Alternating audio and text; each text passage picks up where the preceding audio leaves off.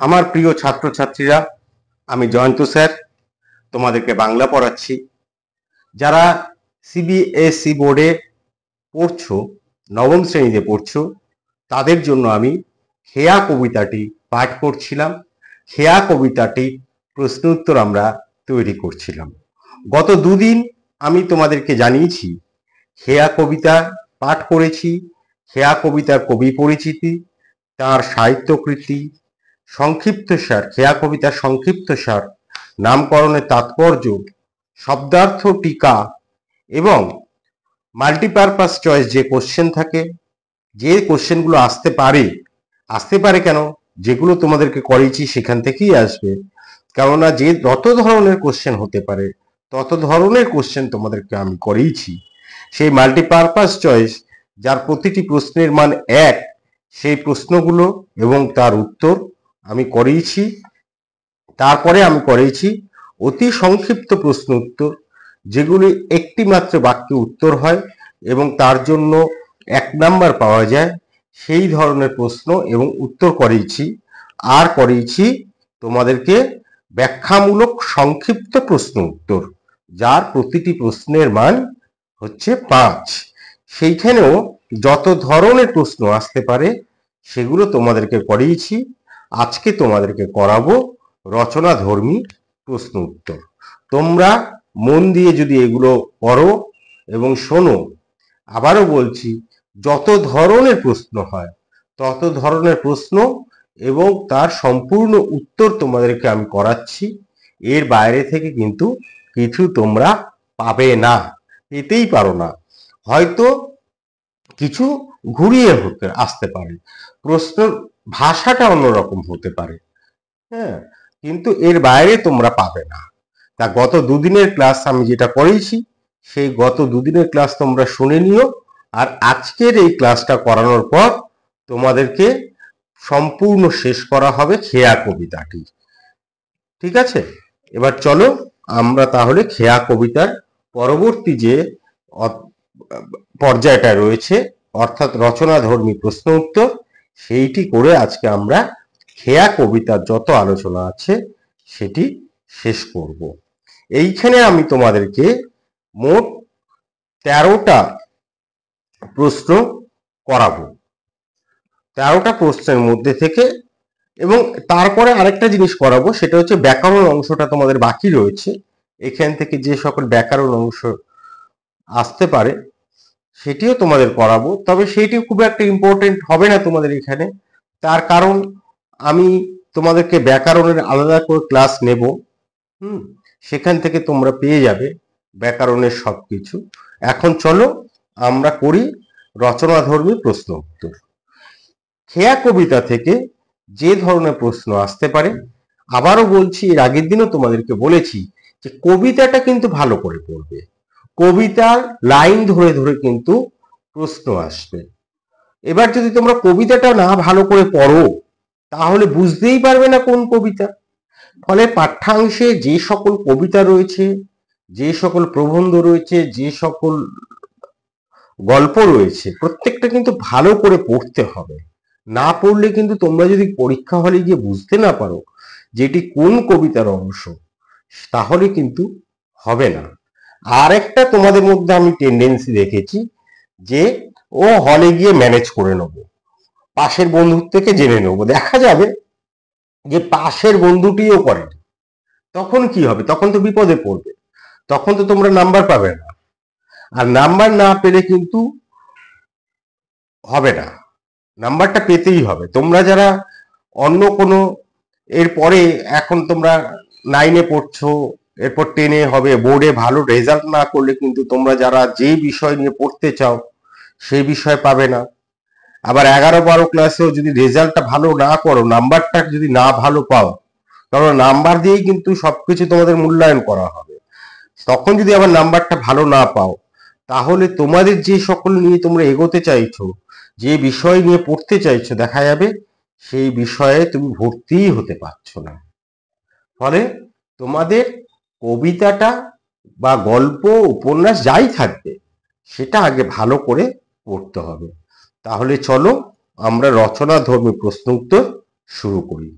এই রচনাধর্মী প্রশ্ন উত্তরের প্রতিটি প্রশ্নের মান হচ্ছে 5। প্রথম হচ্ছে, ধরো কবিতা লাইন থেকে তোমাদেরকে দিল, উঠে কত হলাহল, উঠে কত সুধা। কার লেখা, কোন কবিতার অন্তর্গত? হলাহল ও সুধা শব্দ দুটির অর্থ কি? আলোচ্য অংশের তাৎপর্য কি? এই যে তোমাদের রচনাধর্মী প্রশ্ন উত্তর, এখানে প্রতিটি প্রশ্নেই কিন্তু তাৎপর্যটা চায়। একটা ধরো লাইন তুলে দিল, লাইন তুলে দিয়ে বলবে এর তাৎপর্য কি। তা উঠে কত হলাহল, উঠে কত সুধা, কার লেখা, কোন কবিতার অন্তর্গত? এটি এর আগে তোমাদেরকে বলেছি, আবারও বলি, এরকম ভাবেই লিখবে। আলোচ্য অংশটি, আলোচ্য কথাটা কিন্তু যুক্ত করবে।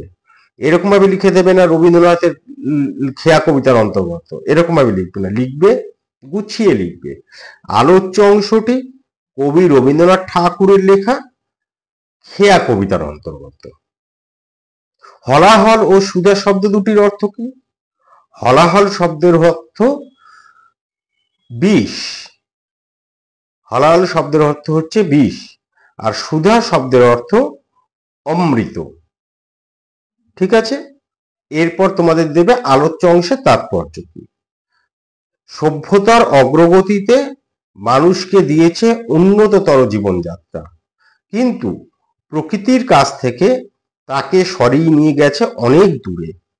ক্ষমতার লড়াইয়ে মানুষের হাতে এসেছে ভয়ঙ্কর মারণাস্ত্র। এই মারণাস্ত্রের যোগানই মানুষকে করে তুলেছে রক্ত পিপাসু। মানুষ অন্ধ হয়ে একে অপরকে আক্রমণ করে রক্তপাত ঘটাচ্ছে। এই সভ্যতার এই ক্ষতিকারক দিকটিকে কবি হলাহল বলেছেন। আর সভ্যতার নব নব আবিষ্কার, যা মানুষের সমাজকে এনে দিয়েছে সুখ স্বাচ্ছন্দ্য, তাকে কবি বলেছেন সুধা। তাই সুধা হলো মানব সভ্যতা কল্যাণকর দিক। ঠিক আছে, এবার তোমাদের শেষে আমি কয়েকটি বানান বলে দিই। এখানে তোমরা যে শব্দ বানানগুলো পাবে, মানে তোমাদের একটু অসুবিধা হতে পারে। বানান সবাই জানো আশা করি, ক্লাস এই আপার নার্সারি থেকে বাংলা পড়ছো, তারপরেও বলে দিই। ধরো এখানে তোমাদের অসুবিধা হতে পারে যে বানানগুলো, তার মধ্যে ধরো তোমাদের রয়েছে মারণাস্ত্র, ময় আকার র, বয়ে শূন্য র, ময় আকার বয়ে শূন্য র, মূর্ধন্যয় আকার মারণা, মূর্ধন্তে শয় তয় ফালা, মারণাস্ত্র। এরপর ধরো আসতে হয় রক্ত পিপাসু, তোমাদের অসুবিধা হতে পারে। রক্ত বানানটা সবাই জানো, র কয় তয়, পিপাসু পয় হস্যি, পয় আকার দন্তে শয় হস্যু, পিপাসু। আচ্ছা, কল্যাণ স্বাচ্ছন্দ্য, স্বাচ্ছন্দ্য বানানটা হচ্ছে দন্তে শয় বয়ে আকার চয় ছয় দন্তে নয় দয় জ ফালা। আবারও বলি, দন্তে শয় বয়ে আকার চয় ছয় দন্তে নয় দয় জ ফালা, স্বাচ্ছন্দ্য। আর কল্যাণকর, কল্যাণকরে তোমরা ক লয় জ ফালা আকার মূর্ধন্য, দন্তের ন কিন্তু লিখবে না, মূর্ধন্য ক র, কল্যাণকর।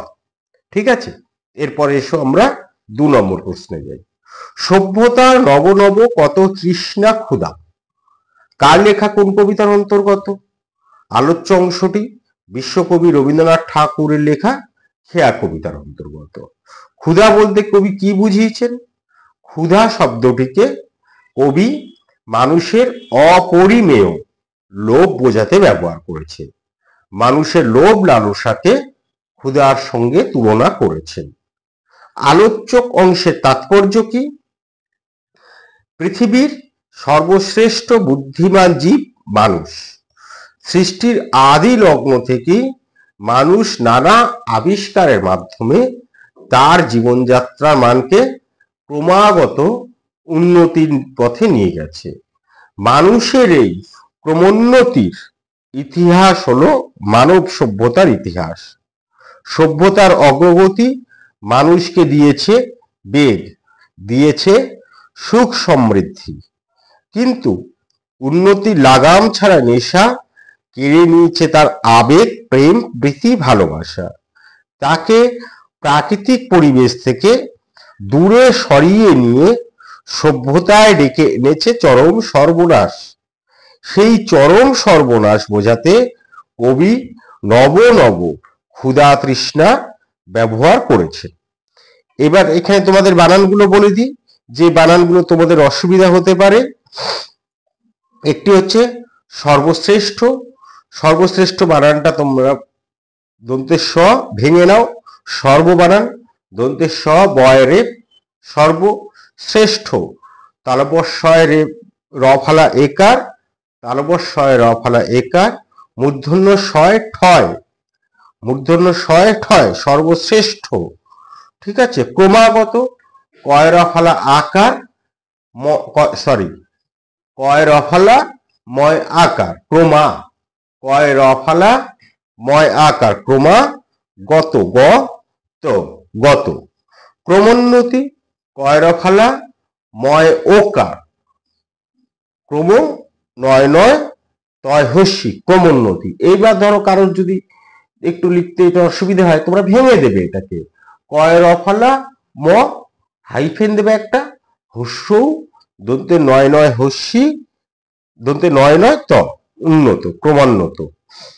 আচ্ছা, সমৃদ্ধি, দন্তে স ময় রি দয় ধয় হস্যি, সমৃদ্ধি। এই বানানগুলো তোমাদের অসুবিধা হতে পারে, এই বানানগুলো তোমাদেরকে আমি বলে দিলাম। এরপরে 3 নম্বর প্রশ্নে যাই। পৃথিবীতে কত দ্বন্দ্ব, কত সর্বনাশ? কার লেখা কোন কবিতার অন্তর্গত? দ্বন্দ্ব ও সর্বনাশ বলতে কি বোঝানো হয়েছে?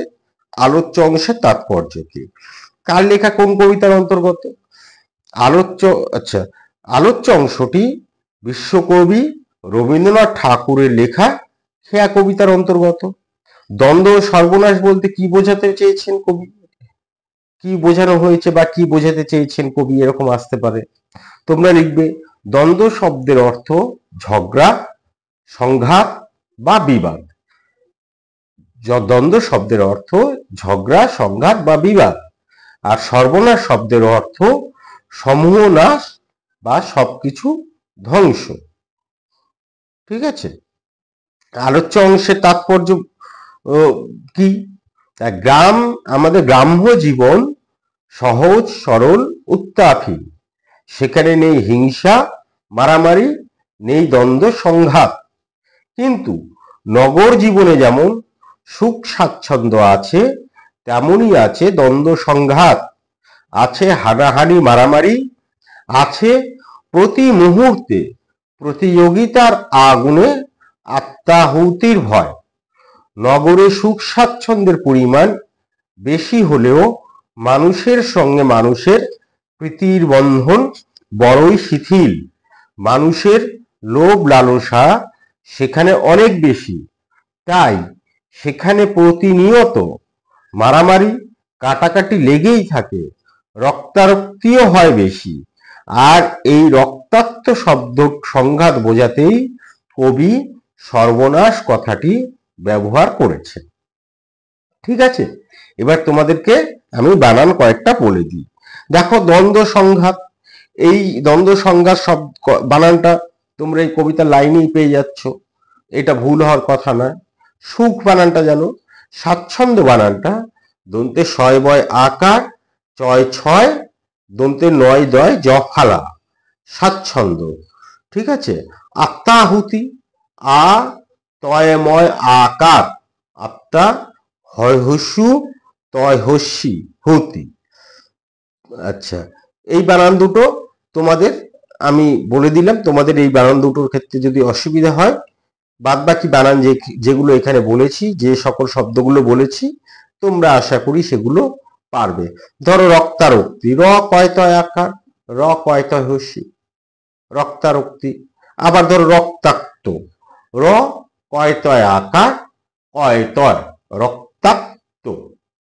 প্রয়োজন হলে ভেঙে নেবে। বানান তোমাদের অনেকের ভুল হয় জানি, কিন্তু তোমরা যদি ভেঙে ভেঙে লেখো, ঠিক যেরকম ভাবে ইংরেজি বানান তোমরা ছোটবেলায় ভেঙে ভেঙে নিশ্চয়ই শিখেছো, ঠিক সেরকমই যদি তোমরা ভেঙে ভেঙে লেখো তাহলে কিন্তু খুব একটা অসুবিধা হওয়ার কথা নয়। এরপরে এসো, এরপরে কেহ যায় ঘরে, কেহ আসে ঘর হতে, কেহ যায় ঘরে, কেহ আসে ঘর হতে। কার লেখা কোন কবিতার অন্তর্গত? কবি কাদের যাওয়া আসা বুঝিয়েছেন? কবিতার তাৎপর্য কি? এর উত্তর হবে কার লেখা কোন কবিতার অন্তর্গত, সেইটাই লিখবে। আলোচ্য অংশটি বিশ্বকবি রবীন্দ্রনাথ ঠাকুরের লেখা খেয়া কবিতার অন্তর্গত। কবি কাদের যাওয়া আসা বুঝিয়েছেন? এটা এরকম ভাবে লিখবে, আলোচ্য অংশে কবি নদীর তীরে অবস্থিত দুটি গ্রামের মানুষের যাওয়া আসার কথা বলেছেন। বিভিন্ন প্রয়োজনে খেয়া নৌকো পার হয়ে দুই গ্রামের মানুষ প্রত্যহ যায় আর আসে। এরপর অংশটি তাৎপর্য কি?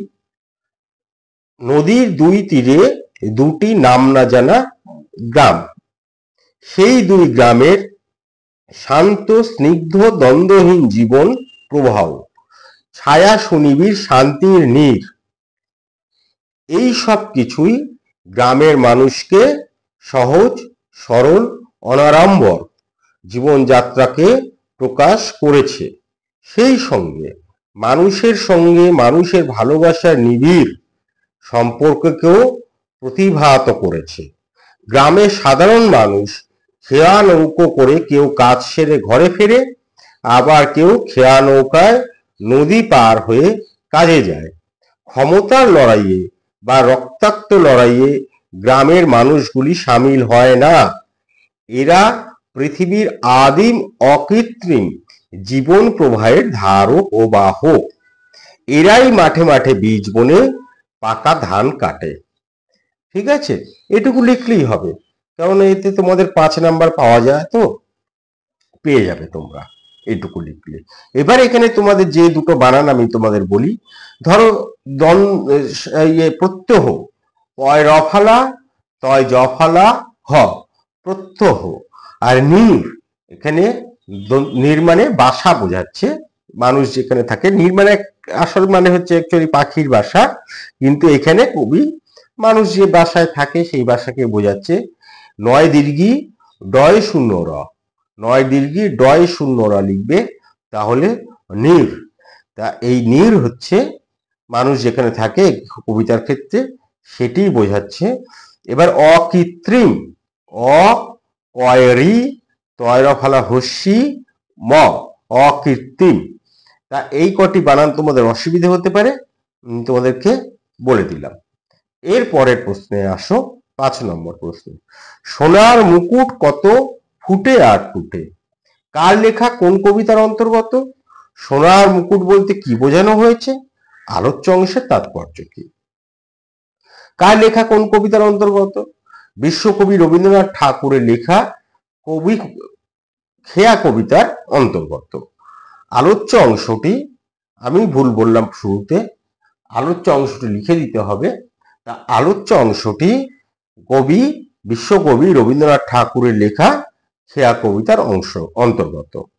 সোনার মুকুট বলতে কি বোঝানো হয়েছে?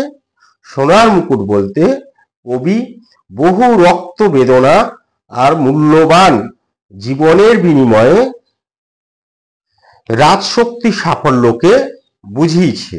অর্থাৎ কি লিখবে?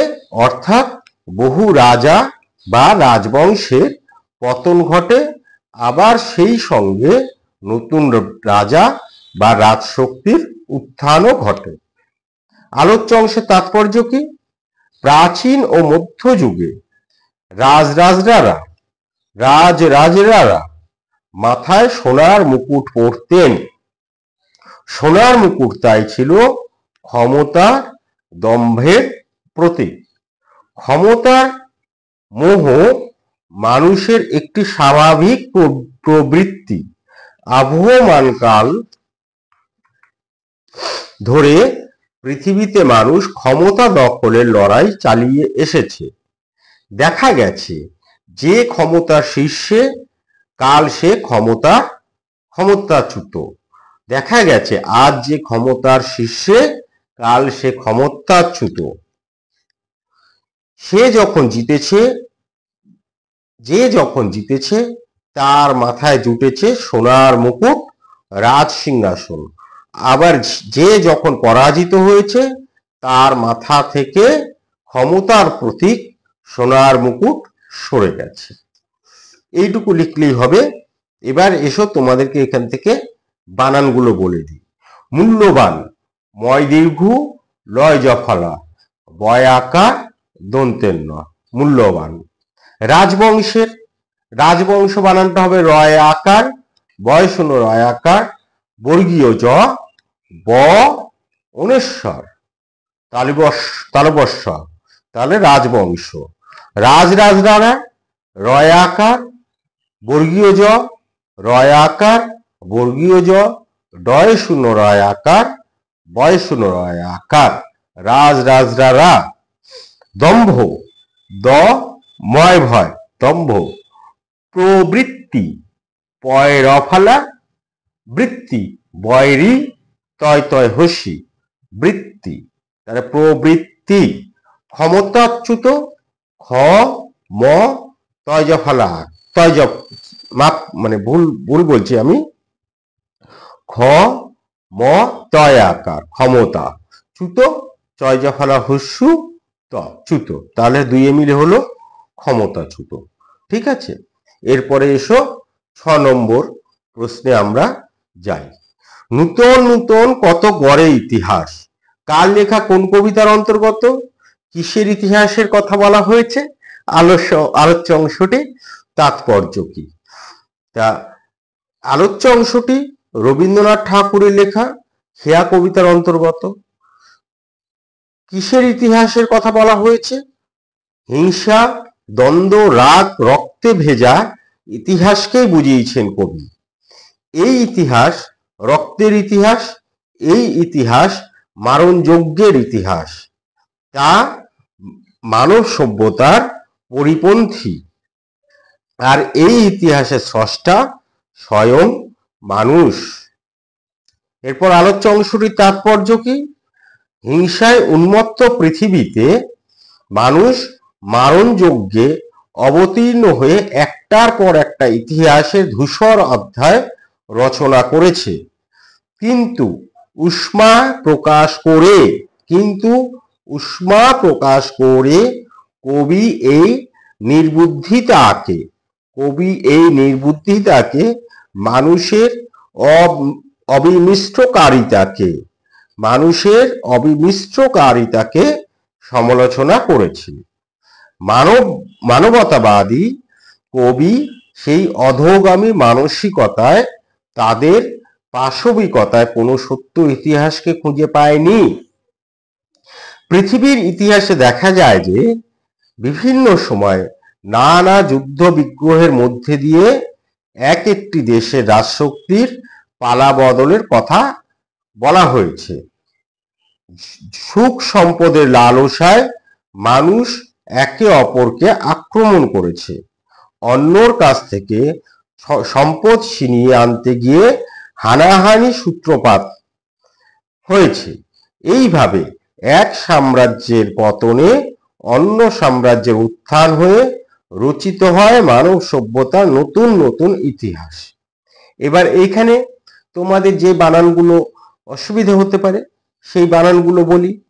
একটা হচ্ছে মারণ যজ্ঞ, ময় আকার, বয় শূন্য র, মূর্ধন্য মারণ যজ্ঞ, উন্তুস্তীয় জ, বর্গীয় জয় ইয়, বর্গীয় জ, যজ্ঞ।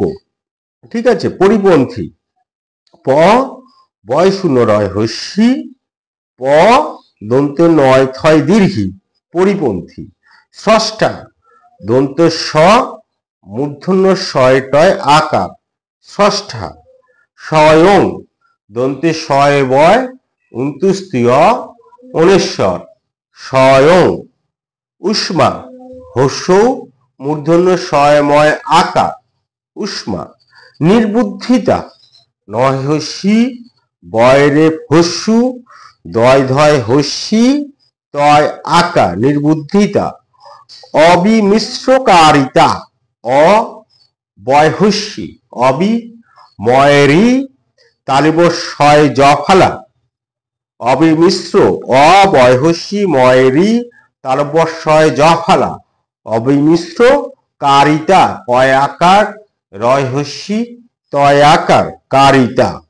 তো এই বানানগুলো তোমাদের অসুবিধা হতে পারে, এই বানানগুলো তোমাদেরকে আমি বলে দিলাম। এরপর এসো খেয়া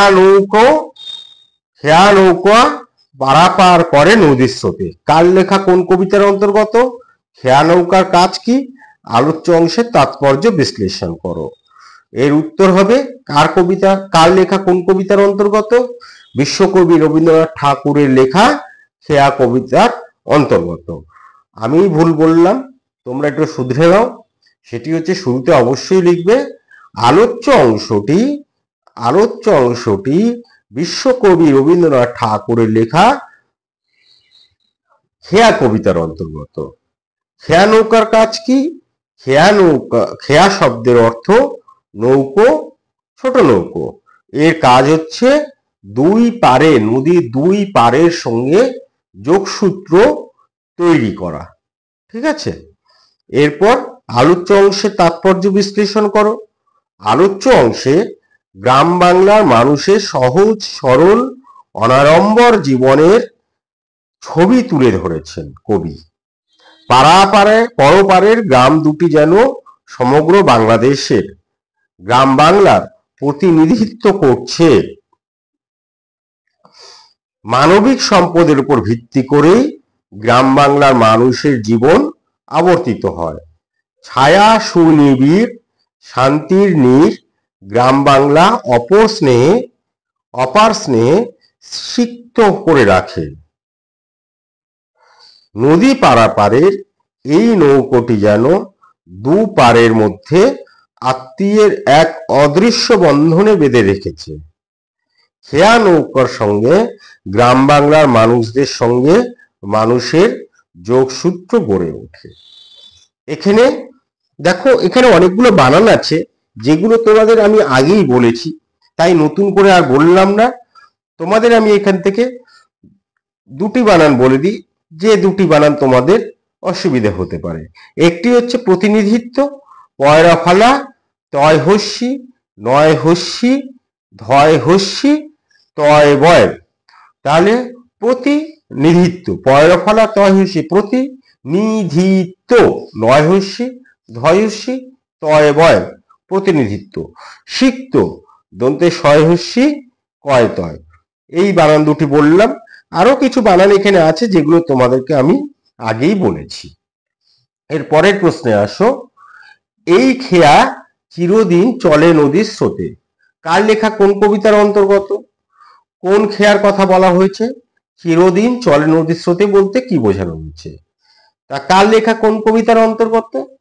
আলোচ্য অংশটি বিশ্বকবি রবীন্দ্রনাথ ঠাকুরের লেখা খেয়া কবিতার অন্তর্গত। কোন খেয়ার কথা বলা হয়েছে? আলোচ্য অংশে খেয়া বলতে দুই গ্রামের মধ্যে বন্ধন যোগ সৃষ্টিকারী খেয়া নৌকার কথা বলা হয়েছে, যা নদীর দুই পারের দুই গ্রামের মধ্যে যোগসূত্র রক্ষা করে। আর চিরদিন চলে নদীর স্রোতে বলতে কি বোঝানো হয়েছে? নদীর দুপাশে নাম না জানা গ্রাম বাংলার পল্লী জীবনের প্রতীক। নদীর দুপাশে নাম না জানা গ্রাম বাংলার পল্লী জীবনের প্রতীক। গ্রামের সাধারণ মানুষের জীবন এসে পৌঁছয়নি নগর সভ্যতার অগ্রগতির ঢেউ। তাই নাগরিক জীবনের সুখ স্বাচ্ছন্দ্য সাধারণ মানুষের মধ্যে নেই, কিন্তু মানুষের সঙ্গে মানুষের ভালোবাসার নিবিড় সম্পর্ক আছে। খেয়া নৌকোটি সেখানে নদীর দুপারের ব্যবধান ঘুচিয়ে মানুষে মানুষে সম্পর্কের সেতু তৈরি করে। অপরদিকে নাগরিক জীবনের সুখ স্বাচ্ছন্দ্য অনেক বেশি। অপরদিকে নাগরিক জীবনের সুখ স্বাচ্ছন্দ্য অনেক বেশি। নাগরিক মানুষের জীবন থেকে হারিয়ে গেছে প্রকৃতির স্পর্শ, শিথিল হয়েছে মানবিক সম্পর্কের বন্ধন। মানুষ যেখানে যন্ত্রে পরিণত হয়েছে। নাগরিক জীবনের শত উত্থান পতন পল্লী জীবনের স্রোতে বাধা সৃষ্টি করে না। সেখানে আবহমান কাল ধরে চলে শান্ত স্নিগ্ধ জীবনধারা। ছায়া সুনিবিড় শান্তির নীড়ে অপার শান্তির আশ্বাস। নদীর দুই পারের দুটি গ্রাম গভীর মমতায় একে অপরের দিকে চেয়ে থাকে। মাঝে থাকা নদীর ব্যবধান ঘুচিয়ে দেয় খেয়া নৌকা। এইটুকুই লিখলে হবে। এবার দেখো এখানে যে বানানগুলো আছে যেগুলো তোমাদের অসুবিধা হতে পারে, ইতিমধ্যে আমি সেগুলো বলে দিয়েছি, ফলে নতুন করে বললাম না, কেবল একটি বানান তোমাদেরকে বলে দিচ্ছি, উত্থান। এর আগে আমি বলিনি। উত্থান বানানটা হবে হস্য থয় থয় আকার দন্তন্য, উত্থান। ঠিক আছে, এরপরে এসো খেয়া নৌকা। তা খেয়া নৌকা, এই খেয়া নৌকা তোমাদের, এরপর খেয়া নৌকা বলতে আমি আবারও বলছি, আমি তোমাদেরকে ভুল বলছিলাম। খেয়া এর পরের কোশ্চেনটা আমি বলি, 9 নম্বর প্রশ্ন। 9 নম্বর প্রশ্ন হবে যে এরকম হতে পারে, খেয়া কবিতায় কবি গ্রাম ও শহরের জীবনের মধ্যে যে তুলনামূলক ছবিটি এঁকেছেন তার একটি ভাষা চিত্র অঙ্কন করো। এরকম দিতে পারে, অথবা এরকম আসতে পারে, খেয়া কবিতায় কবি গ্রাম ও শহর জীবনের মধ্যে যে তুলনামূলক ছবিটি এঁকেছেন তা আলোচনা করো।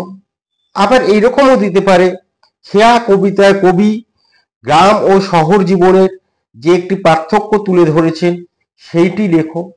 এরকম এই একই মানে এরকম ভাবে যখনই গ্রাম আর শহর নিয়ে তার তুলনামূলক আলোচনা যদি বলে, পার্থক্য যদি বলে যে তাৎপর্য লেখো, যাই বলুক না কেন, এর উত্তর হবে এইটাই। সেটা কি লিখবে? বিশ্বকবি রবীন্দ্রনাথ ঠাকুর রচিত খেয়া কবিতায় কবি একদিকে দ্বন্দ্ব সংঘাতময় নাগরিক জীবন আর অন্যদিকে শান্ত স্নিগ্ধ ছায়া সুনিবিড় শান্তির গ্রাম্য জীবনের ছবি তুলে ধরেছেন। নাম না জানা একটি নদীর দুপাশে দুই নাম না জানা গ্রাম। গ্রামের সাধারণ মানুষ শান্ত স্নিগ্ধ গাছের ছায়ায় সহজ সরল অনাড়ম্বর জীবন কাটায়। তাদের জীবনে নেই সুখ স্বাচ্ছন্দ্য, কিন্তু মানুষের সঙ্গে মানুষের হৃদয়ের সম্পর্ক বর্তমান। নদীর পারাপারের খেয়া নৌকাটি নদীর দুই তীরের দুটি গ্রামের মধ্যে সেতুবন্ধন রচনা করেছে, পরম আত্মীয়তার বন্ধনে আবদ্ধ করেছে। অপরদিকে এটি একটি গ্রামের, আমি ছবিটা বলে দিলাম। এরপর আমাদের বলতে হবে নগর জীবনের কথা। অপরদিকে নগর জীবন সমস্ত রকম সুখ স্বাচ্ছন্দ্যে ভরা, কিন্তু মানুষের সঙ্গে মানুষের হৃদয়ের সম্পর্ক খুবই কম। সেখানে ইটের পর ইট, মাঝে মানুষ কীট হয়ে বেঁচে থাকে।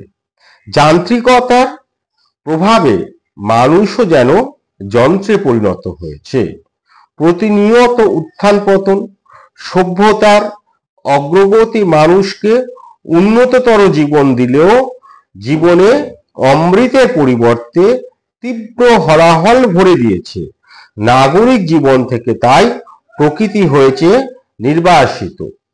নগর জীবনের কোলাহল থেকে, এটি তোমরা একটি দিলে, নগর জীবনের কথাটা পরিচয়টা দিয়ে দেওয়া হলো কবিতা অনুসারে। কবিতায় যেটুকু বলেছে সেটুকুই কিন্তু আমরা বলবো, তার বাইরে মন গড়া নিজের মতন বলে দিয়ে অহেতুক বললে যেটা হবে সেটা হচ্ছে নাম্বার কাটবে না, কিন্তু তোমাকে যে অতিরিক্ত নাম্বার দিয়ে দেবে তাও তো না। সুতরাং কবিতায় যেটুকু বলেছে সেটুকুই আমরা বলবো। এরপরে এসো বলি, নগর জীবনের কোলাহল থেকে, দ্বন্দ্ব সংঘাত থেকে অন্য প্রান্তে পল্লীগ্রামের জীবন কিন্তু আবহমান কাল ধরে এভাবেই চলে আসছে। সেখানকার নিস্তরঙ্গ জীবনের উত্থান পতনের ঢেউ আছড়ে পড়ে না। মানুষ সেখানে পরস্পরের সঙ্গে গলাগলি করে বেঁচে থাকে। এখানে তুমি শেষ করবে এর উত্তরটা। তাহলে আমি যেটা বললাম, যেরকম ভাবেই ওই কোশ্চেনটা আসুক, যখনই দেখবে কবি গ্রাম ও শহরের জীবনের মধ্যে যে তুলনামূলক ছবিটি এঁকেছেন তার ভাষাচিত্র অঙ্কন করো, অথবা তুলনামূলক আলোচনা করো কবিতা অনুসারে গ্রাম ও নগর জীবনে, যেরকম ভাবে দিক গ্রাম ও নগর জীবনের পার্থক্য নিরূপণ করো, যেরকম ভাবে দিক তোমাদের এই উত্তর হবে এইটাই। এরপর আমি 10 নম্বর প্রশ্নে তোমাদেরকে যাই। দোহা পানে চেয়ে আছে দুইখানি গ্রাম, কার লেখা, কোন কবিতার অন্তর্গত, কোন দুখানি গ্রামের কথা বলা হয়েছে, মুখোমুখি চেয়ে থাকা গ্রাম দুটি কিসের ইঙ্গিত? এর উত্তর হবে আলোচ্য অংশটি বিশ্বকবি রবীন্দ্রনাথ ঠাকুরের লেখা খেয়া কবিতার অন্তর্গত। কোন দুখানি গ্রামের কথা বলা হয়েছে? লিখবে গ্রাম বাংলা দুটি নামহীন গ্রামের মধ্যে দিয়ে বয়ে চলেছে একটি নদী। খেয়া নৌকো এই গ্রামের দুইটির মধ্যে একমাত্র যোগসূত্র। এইখানে এই গ্রাম দুটির কথা বলা হয়েছে। এরপরে হচ্ছে মুখোমুখি চেয়ে থাকা গ্রাম দুটি কিসের ইঙ্গিত? গ্রাম দুটি তোমরা লিখবে মুখোমুখি চেয়ে থাকা গ্রাম দুটি এক বন্ধনহীন গ্রন্থিতে বাঁধা, তাদের মধ্যে রয়েছে সুগভীর জানাশোনার সম্পর্ক। পরপারের গ্রাম দুটির মানুষ তাদের যাওয়া আসার মাধ্যমে গ্রাম দুটিতে খেয়া তরিকে ব্যস্ত রাখে। গ্রাম দুটি বহির্বিশ্বের কাছে অজানা, জগতের সমস্ত উন্মাদনা উন্মত্ততা তরঙ্গমালা তাদের উঠোনে এসে পরম নিশ্চিন্তে আশ্রয় নেয়। গ্রাম দুটি যেন পান্থনীর, এখানে মানুষ কদিনের জন্য আসে আবার চলে যায়। জীবন যেমন মরণের দিকে চেয়ে থাকে, গ্রাম দুটিও তেমনি পরস্পরের দিকে চেয়ে আছে যুগ যুগান্ত ধরে। এর পরের প্রশ্নে এসো। রক্ত প্রবাহের মাঝে ফেনাইয়া ওঠে, কার লেখা, কোন কবিতার অন্তর্গত? আলোচ্য অংশটি বিশ্বকবি রবীন্দ্রনাথ ঠাকুরের লেখা খেয়া কবিতার অন্তর্গত। রক্ত প্রবাহ বলতে কি বোঝানো হয়েছে? এই কবিতায় রক্ত প্রবাহ বলতে বা আলোচ্য অংশে রক্ত প্রবাহ বলতে বোঝানো হয়েছে রক্তের প্রবাহ। কথাটা খেয়াল করবে, আলোচ্য অংশে রক্ত প্রবাহ বলতে বোঝানো হয়েছে রক্তের প্রবাহ। মানুষ তথা মেরুদণ্ডী প্রাণীর শরীরে সংবহিত অক্সিজেন সংবহনকারী রক্তের লাল ধারাকে প্রবাহ বোঝানো হয়েছে, যা হিংসার উন্মত্ততার বশে মানুষের শরীর থেকে ঝরে পড়ে। আলোচ্য অংশের তাৎপর্য কি? অতীতচারী কবি ইতিহাসের ঘটনার দিকে দিকপাত করে দেখেছেন স্বার্থান্ধ মানুষের ক্রোধের অনিবার্য পরিণাম। বারবার পৃথিবীতল হয়েছে রক্ত জর্জরিত। বিজয়ী আর বিজিতের তরবারিতে বারবার রক্তাক্ত হয়েছে সভ্যতার ইতিহাস। কিন্তু বলদর্পী মানুষের দম্ভ তাদের আস্ফালন চিরস্থায়ী হয়নি। কবি বলেছেন, সোনার মুকুট কত ফুটে আর টুটে, পরশ্ব অপহারীর দল অসিকে সম্বল করে বারবার ধ্বংসের উল্লাসে মেতে ওঠে। কিন্তু চক্র প্রবাহে আজ তাদের অস্তিত্ব নেই। কবি এর মধ্যে জীবনের ইতিবাচক কোনো কিছু খুঁজে পায়নি। এইখান থেকে বানান কি কি তোমাদের অসুবিধে হতে পারে? যে অনেকগুলো বানানই এর আগে আমি বলে দিয়েছি, নতুন কয়েকটি বানান তোমাদেরকে বলে দিই। স্বার্থান্ধ, স্বার্থ যোগ দন্তে শয় বয় আকার, থয় রেপ আকার, দন্তে শয় বয় আকার, থয় রেপ আকার, দন্তে নয় ধয় স্বার্থান্দ, জর্জরিত, বর্গীয় জ, বর্গীয় জয় রেপ, জর্জ, বর্গীয় জ, বর্গীয় জয় রেপ, জর্জ, রয় হস্যি ত, জর্জরিত, বলদর্পী, ব, ল, দ, পয় রেপ দীর্ঘি, বলদর্পী। এইটি তোমরা এই বানানগুলি তোমাদের অসুবিধা হতে পারে। আরো যে সকল বানান তোমাদের অসুবিধা হতে পারে আমি এর আগে বলে দিয়েছি, এখন আর নতুন করে বললাম না। এরপর এসো আমরা খেয়া কবিতার মূল ভাববস্তু বিশ্লেষণ করো। এই ধরনের প্রশ্ন আসতে পারে একটা, যেটা 5 নাম্বার তোমরা পাবে। এবার এইটা আমরা একটু আলোচনা করে নিই। খেয়া কবিতার মূল ভাববস্তু বিশ্লেষণ করো। দুটি গ্রামের মধ্যে দিয়ে বয়ে, আচ্ছা এরকম, এটা শুরু করবে এরকম ভাবে, বিশ্বকবি রবীন্দ্রনাথ ঠাকুরের লেখা খেয়া কবিতার মধ্যে আমরা দেখতে পাই দুই গ্রামের মধ্যে দিয়ে বহে চলেছে একটি নাম না জানা নদী। গ্রামের মানুষ পরস্পরকে চেনে, নদীর ব্যবধান ঘুচিয়ে খেয়া নৌকোয় তাদের মধ্যে যোগসূত্র রচনা করেছে। সকাল থেকে সন্ধ্যা পর্যন্ত চলে অসংখ্য মানুষের আসা যাওয়া। দুই তীরের মানুষের মধ্যে প্রতিদিনকার সম্পর্ক হয় স্থাপিত, কিন্তু গ্রামের মানুষের সহজ সরল অনাড়ম্বর জীবনে নাগরিক সভ্যতার স্পর্শ লাগেনি। তবে গ্রামীণ মানুষের পারস্পরিক সম্পর্ক অত্যন্ত দৃঢ়। শহরের স্বার্থকেন্দ্রিক জীবনের দ্বন্দ্ব, লড়াই, হিংসা, বিদ্বেষ নিয়ে চলা জীবনে চলে ক্ষমতার লড়াই। সেখানে চলে একের উত্থান অপরের পতন, যেখানে সভ্যতার ক্ষতিকারক রূপকে ছাপিয়ে গেছে কল্যাণকর রূপ। কিন্তু গ্রামের নিস্তরঙ্গ স্বার্থহীন জীবনে শহরের এই অকল্যাণকর রূপ অনুপস্থিত। বিশ্বজুড়ে চলা স্বার্থের দ্বন্দ্ব, হিংসা, রক্তপাতের প্রভাব পড়ে না সেখানে। দুই পারের দুই গ্রামের বন্ধনহীন গ্রন্থি খেয়া নৌকা দু পারের মধ্যে অটুট বন্ধন রক্ষা করে চলেছে চিরদিন। শান্ত স্নিগ্ধ ছায়া সুনিবিড় গ্রামগুলির ছবি পৃথিবীর আদি অকৃত্রিম ছবি। এই ছবি অপরিবর্তনশীল পল্লী বাংলার শান্তির ছবি, চিরন্তন বাংলার এক শান্ত স্নিগ্ধ ছবি। এইখানেই এইটির উত্তর শেষ হবে। তোমাদের যদি খেয়া কবিতার মূল ভাববস্তু বিশ্লেষণ করতে বলে তাহলে তোমরা এর উত্তর লিখে দিও এভাবে।